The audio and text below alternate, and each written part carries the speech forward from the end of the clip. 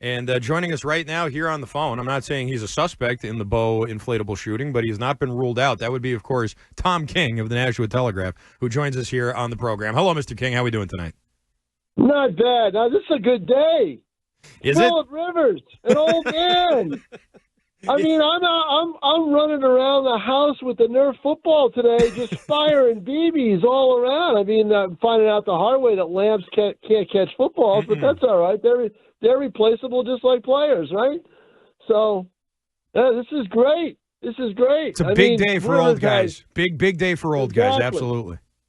No doubt. Rivers has, some connections there. Obviously, he played for a year in Indy, but he also Indy's head coach is former Chargers assistant. Mm-hmm. So he's familiar with the offense and everything else. But boy, does that give a guy like me hope, because that says that everybody else around the league stinks.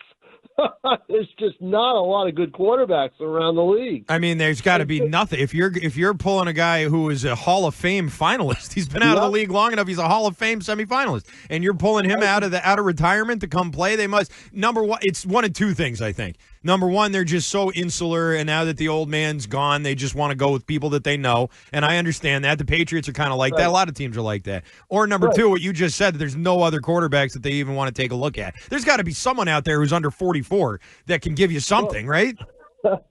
Hey, power to the old people. but think about this.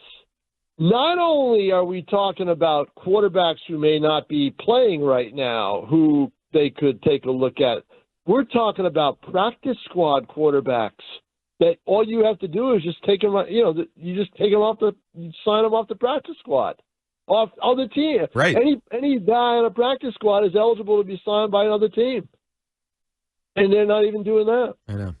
So that's interesting. I mean, DeVito. You think DeVito? They might even look at DeVito. You'd think. But no. No Tommy Cutlets out there. Actually, he's not on a practice squad. I'm sorry, because he's the emergency third, so he's not a practice squatter, I don't think. So he's on the 53-man. Yeah, he's active roster, but he's just not active during the week. Right, exactly, yeah. But there's others that are out there on practice squads that and we'll see how Rivers. They're going to give Rivers a week, I think, on the practice squad to see how he does, and then decide from there. Like Bailey Zappe's not available. Like, you know what I mean? Like, there's got to be someone. But either way, well, he's on the 50. Isn't he? Cleveland. Is he with the Browns? Yeah, he's on the 53-man, I think. Okay. Well, yeah, he is. I mean, it probably wouldn't take much to trade for him if they wanted to. But yeah. No, you can't trade for anybody right now. So right. Yeah, we're way past that. Never mind. All right. Yeah, I guess they're screwed. We're only looking at the scrap heap that you can get people. And Phillip Rivers was. He must have been throwing a lot of footballs as a head football coach at the school he was at. Yeah. So. Or he wants to get out of that house with the 10 kids. I think that's really what it's all about. It probably is. Yep. No doubt about it. Speaking of getting out of the house, I know you were probably pretty depressed after that the week ago Monday, watching your Giants get pummeled by the Patriots, literally and figuratively in that game. I mean, listen, I don't know if you agree with this or not. You've watched all the games here. The Patriots defense, really the team in general, hasn't come out and hit like that all year. Like, that's not what their defense has looked like. That's not what their game has been like. Where did that come from? That was very noticeable. That came from the head coach. I'm sure that came from the head coach saying, look, this is a bad team. We've got to make sure they stay a bad team and go out there and hit. And hit hard, but hit clean. Because he wanted them, I'm pretty sure the bye has something to do with that too. You wanted them to leave the field with the feeling that, hey, we just played a football game.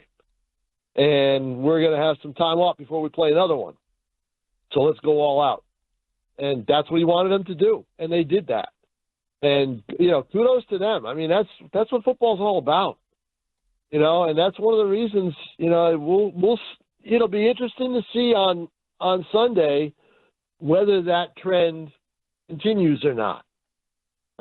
Because they played the game that opened everybody's eyes was the win over Buffalo back in early October.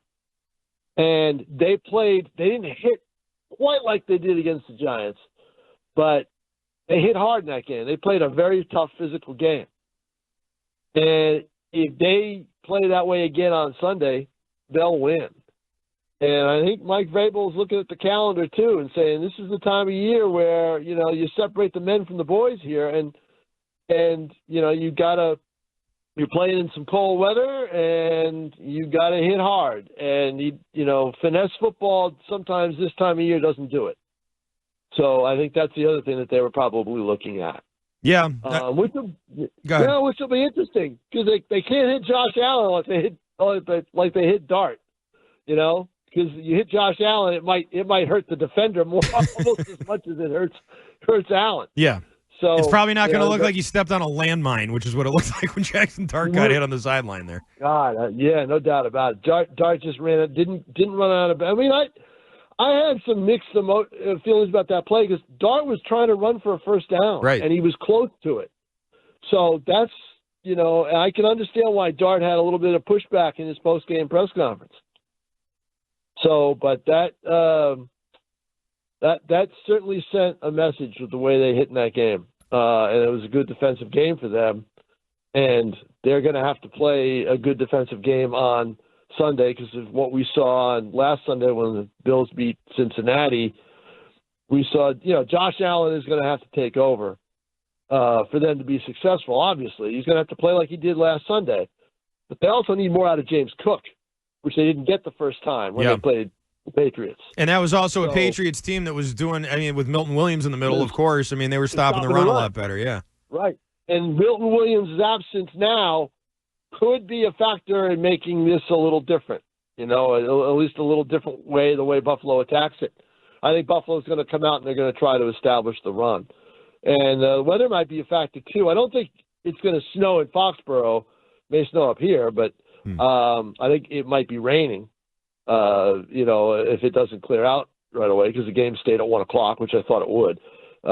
So it's a lot of factors going into Sunday, but think about this. Look at I did an analysis on NashuaTelegraph.com today that said, the Bills are the best team they have played. And the Bills, nobody looks at as being this dynamite, dominant team anymore. No, they've had some bad losses this year. Yeah, they have. Yeah. And this is the best team the Patriots have played all year. Give New England credit. They took advantage of that schedule. They really did. Because, you thought Tampa was going to be a tough game. Well, Tampa's not playing well. They haven't played well since that game. True. They're barely over 500 now. Yeah, they're just hanging on. It is. I wrote that your father. This isn't your father's AFC anymore. It's probably not even your uncle's AFC. It's probably more like your kid brother's AFC. You don't know. There's not a lot of talent out there.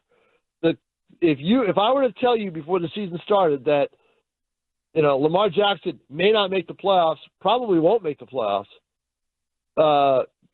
Patrick Mahomes will not make the playoffs. Aaron Rodgers will not be that much of a factor. Name the quarterbacks. Just keep rattling them off. And no one's doing it. The old guard in the AFC or the guard of the last 5 years while the Patriots were in their downtime are now all of a sudden finding out that they're not as good as they thought they were. Yeah, certainly seems that way. Is the Chiefs dynasty over, do you think? Is that the conclusion you've reached? I don't think it's over. And I'm not one of these guys that says, you got to watch out for the Chiefs because Patrick Mahomes can light it up at any moment. No. If you see what has happened to Kansas City, they've needed to replace their offensive line, and they haven't done it. They've needed to go out and get some players around Mahomes, and they haven't done it. If they realize all of that, then the dynasty won't be over. Kelsey should have retired last year. Yeah. I think that's pretty obvious. He should have retired at the end of the Super Bowl, but he probably won. If they had won that game, maybe he would have. But I just think that's the case. They've got talent on the team, but they've got a lot of injuries this year. They were down to their third string offensive linemen, and even those guys were getting hurt on Sunday and throughout the last couple of weeks. So when Kansas City struggles the most is when their offensive line does not play well. And the 2 Super Bowls that they've gotten blown out in, I knew that they were in trouble because their offensive line was in tatters both times going in. And I thought that they would be in trouble, and they were in both games. So, but the Chiefs are not a factor for me. I watched the Chargers last night. Sometimes they're their own worst enemy. And Eagles too. I think the Eagles have some. The Eagles have something wrong there. There's something going on there. Jalen Hurts is regressing, although a lot of those interceptions were tipped, and some guys that didn't catch balls that they should have. True. But if you look around the AFC, is Denver going to be able to survive? A playoff if they don't get the top seed? Can they win 2 games to get to the conference finals and possibly play the Patriots? And can they match them in points? I don't think so. I don't know, but that Denver defense is very good. But who around the AFC scares you? Is there anybody? Houston, that's it. Houston Texans. I agree with that. Yeah. The Houston defense is something else. But can they match in points? Stroud looked good against the Chiefs' defense. I mean, the Chiefs' defense is still pretty good, and Stroud was making plays against them. So I think that's a team that right now, out of all the teams in the AFC, probably scares me the most. Tom, we're almost out of time here, so quickly, Patriots, Bills this weekend. How do you see that playing out? Will the win streak continue? I see it being you know what? I wouldn't be surprised if it's a higher scoring game than the one earlier that was 23-20. I see it being 27-23 Patriots. That's what I'm going to pick. Okay, very good. From your lips to God's ears. And I know that you know God personally, so that's helpful. Tom true. King, great stuff as always. Great to talk with you. Thanks for being flexible tonight. We appreciate it. Anytime, Christian. I'm old, so old is always flexible. All right, good. I'll send you the Phillip Rivers jersey, too. That's Tom King, Nashua Telegraph.